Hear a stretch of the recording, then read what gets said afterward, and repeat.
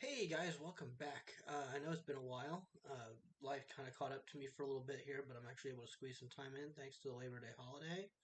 Tonight we're just going to run it back with some Lantern Control. We're going to play the green black version this time. This list is pretty similar to what I'm playing in paper. Once we go through the deck list, I'll kind of call out my differences a little bit just to kind of.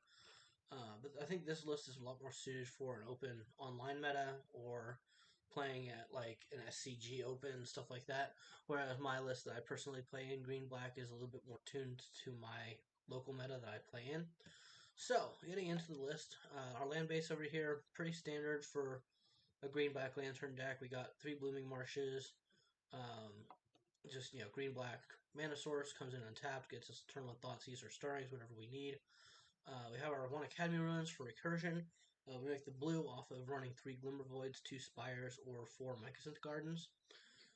We also get Inventor's Fair to tutor up artifacts later in the game that we might need. Basic Forest and a basic Swamp each help us handle Blood Moon decks. Um, and we got one Boseiju who endures. I'm still not sold on this. It handles Blood Moon. It handles, if people still play Stony Silence, but honestly, Stony Silence today is just Karn. Um, but there's a lot of times where we're gonna want to put a Pithing Needle on Boseiju, and it just turns into being a land. So I'm a little bit torn on it. Not 100% certain I'm gonna keep it in my personal list. And then we have our four of Urza Saga, just one of the best cards to come out for Lantern in the last couple of years.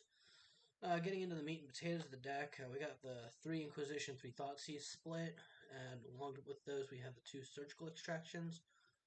Really great now, especially with Tron being a thing. If we can, mill a Tron piece off the top that they don't have yet, and then surgically extract it. Same with being a Thoughtseize a Karn away, Thoughtseize away a One Ring, anything like that.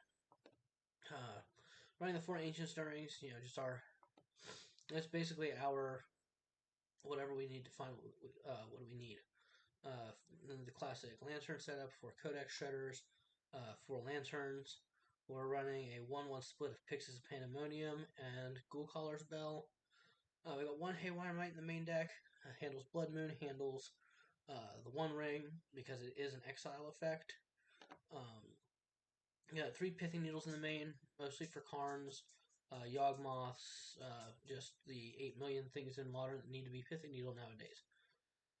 Then we got Soul Guide Lantern as our graveyard hate in the main deck.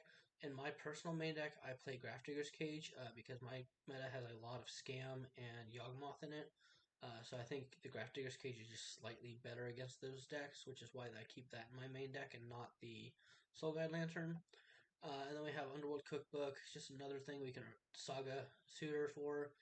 Helps us, ditch our hand if we do get locked under Blood Moon. We can tap this to discard our colored spells like Thoughtseize or Inquisition in order to keep our hand empty for the bridge. Over here we got some removal in an even split of Abrupt Decay and Assassin's Trophy. I like the Abrupt Decay just because it can't be countered.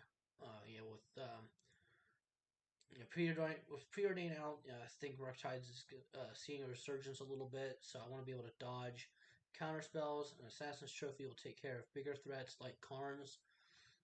We got Spellskite, a little bit of protection for our prison, and a Stonebrain. We can just take Tron off completely with this if we get lucky. If they have a slow start, as well as being able to just kind of neuter other decks like Living End, Temur Rhinos, just being able to play the Stonebrain and name their combo piece is really good for us. Then we're running one of Power Conduit. So I like this on a couple of levels here. Number one, we get to take a counter off of a permanent we control. So normally we're going to use that on our Urza Saga. This will let us, once the trigger comes for us to tutor with the saga, we can then remove a counter, so we get to keep our saga, but we still get our search. That we basically have an infinite saga that we can keep turning out saga tokens and keep searching with.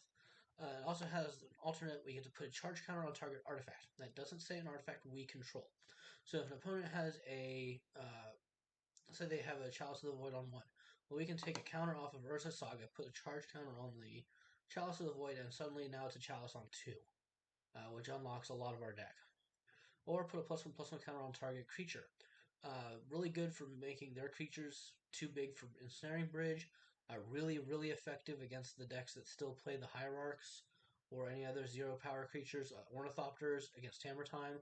You put a +1/+1 counter on an Ornithopter when you're empty-handed behind a bridge, and they can't swing in with the Thopter and get the hammer going.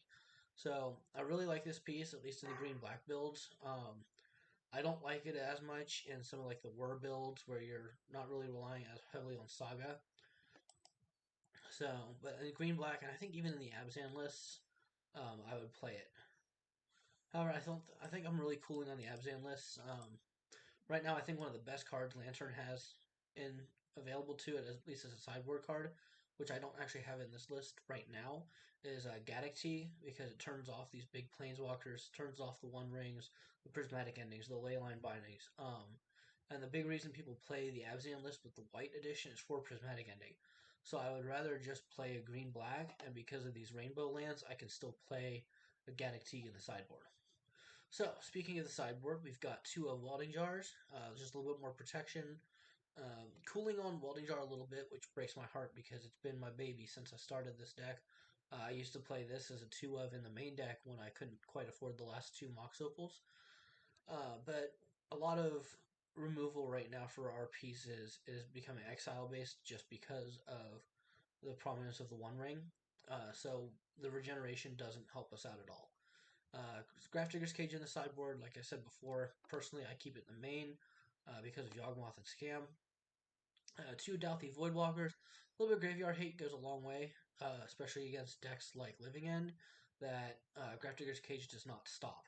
Because Living End does exile the creatures first and then brings them back. So if we exile them with Dauthi Voidwalker when they go to cycle them, then they don't get those creatures back.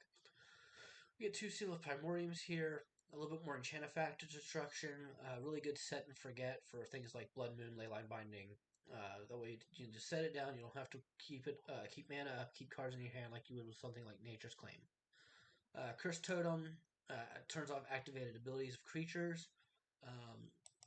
Really good in a lot of cases, especially against Yawgmoth. It's very good. Actually does turn off Dauthi Voidwalkers against Scam. So you really don't want to bring those 2 in at the same time, but you really don't want Cursed Totem again. Most of the time you're bringing in Dauthi, you don't want Cursed Totem anyway. Damping Sphere, I would actually consider dropping the Cursed Totem and going to a second Damping Sphere because Trons become so prominent. That's probably a change I will personally make. We get another Spellskite, a little bit more protection.